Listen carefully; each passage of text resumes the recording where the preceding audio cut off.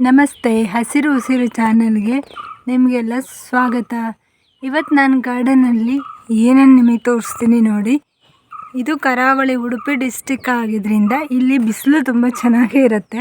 ಹಾಗೆ ಚಳಿಗಾಲ ಆದರೂ ಕೂಡ ಇಲ್ಲಿ ಬಿಸಿಲಿಗೇನು ಕಡಿಮೆ ಇಲ್ಲ, ತುಂಬ ಸೆಕೆ ಇರುತ್ತೆ. ಹಾಗೆ ತುಂಬಾ ಬಿಸಿಲಿರುತ್ತೆ. ಇಂಥದ್ರಲ್ಲಿ ಕೂಡ ನಾನು ಮಲೆನಾಡಿಂದ ಕೆಲವೊಂದು ಇಂಪೇಷನ್ಸ್ ಗಿಡಗಳನ್ನೆಲ್ಲ ತಂದು ಹಾಕಿದ್ದೀನಿ.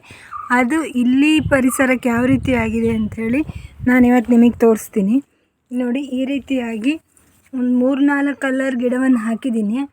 ಆದರೆ ಜಾಸ್ತಿ ಹೂವಾಗಲ್ಲ, ಗಿಡ ಚೆನ್ನಾಗಾಗಿದೆ. ಈ ರೀತಿಯಾಗಿ ಸ್ವಲ್ಪ ಮಟ್ಟಿಗೆ ಈಗ ಚಳಿಗಾಲ ಆದ್ದರಿಂದ ಸ್ವಲ್ಪ ಹೂ ಬಿಡ್ತಾ ಇದ್ದಾವೆ. ರೀತಿ ಇಂಪೇಷನ್ ಗಿಡ ಕೆಲವೊಂದು ಆನ್ಲೈನಲ್ಲಿ ತರಿಸಿ ಕೂಡ ಗಿಡವನ್ನು ಹಾಕಿದ್ದೀನಿ. ಈ ರೀತಿ ಕೆಲವೊಂದು ಗಿಡ ತುಂಬ ಚೆನ್ನಾಗಿ ಬರ್ತಾ ಇಲ್ಲ, ಕೆಲವೊಂದು ಆಗಿದೆ ಅಷ್ಟೇ. ಎಲ್ಲ ಈ ರೀತಿ ಪಾಟಲ್ಲಿ ಹಾಕಿದ್ದೀನಿ. ಸುಮಾರು ಒಂದು 4-5 ಕಲರ್ ಮಾತ್ರ ಬದುಕಿದೆ.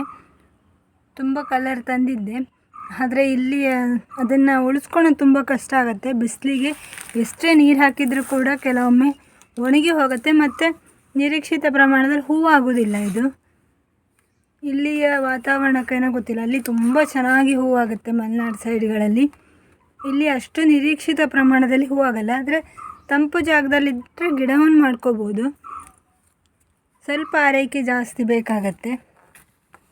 ಈ ರೀತಿಯಾಗಿ ತಂಪಿನ ಪ್ರದೇಶದಲ್ಲಿಟ್ಟು ಹೂವನ್ನು ಮಾಡ್ಬೋದು. ಒಂಥರ ಅಲಂಕಾರಿಕ ಸಸ್ಯವಾಗಿ ಇದನ್ನು ಬೆಳೆಸ್ಬೋದು. ಮನೆ ಎದುರುಗಡೆ ತುಂಬ ಚೆನ್ನಾಗಿ ಬೆಳೆಯುತ್ತೆ. ಇದು ನೋಡಿ, ಪಾಟಿಗಿಂತ ನೆಲದಲ್ಲಿ ತುಂಬ ಚೆನ್ನಾಗಾಗುತ್ತೆ. ನಾನು ಇದು ಹಾಕಿ 1 ತಿಂಗಳ ಹತ್ರ ಆಯ್ತು ಅಷ್ಟೇ.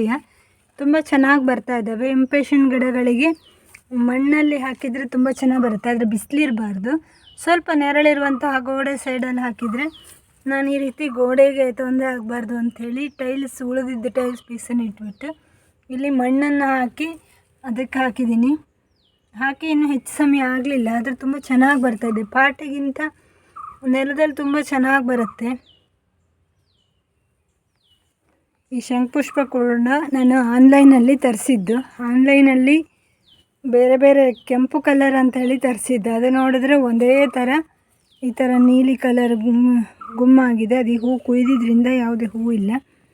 ಹಂಬಿದ ನಂತರ ಇನ್ನು ವಿಡಿಯೋನ ಮಾಡಿ ನಿಮಗೆ ತೋರಿಸ್ತೀನಿ, ಎಲ್ಲ ಪೂರ್ತಿ ಹೂವಾದಾಗ. ಇದು ನೋಡಿ, ಇದೊಂದು ಬಾಸಮ್ಮಿ ಕಲರ್ ತುಂಬ ಚೆನ್ನಾಗಿದೆ. ಇದು ಈ ರೀತಿ ಹಂಬ್ತಾ ಇದೆ.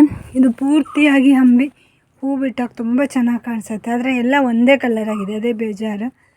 ನಾನು 4 ಕಲರ್ ಆರ್ಡ್ರ್ ಮಾಡಿದ್ದು, 4 ಕಲರ್ ಬರಲಿಲ್ಲ, ಒಂದೇ ಕಲರ್ ಬಂದಿದೆ. ಬ್ಲೂ ಕಲರ್ ಗುಮ್ಮ ಮಾತ್ರ ಬಂದಿದೆ. ಸರಿ, ಹೀಗೆ ಹೆಚ್ಚಿನ ವಿಡಿಯೋಗಳಿಗಾಗಿ ನನ್ನ ಚಾನಲನ್ನು ಸಬ್ಸ್ಕ್ರೈಬ್ ಮಾಡಿ. ಧನ್ಯವಾದಗಳು.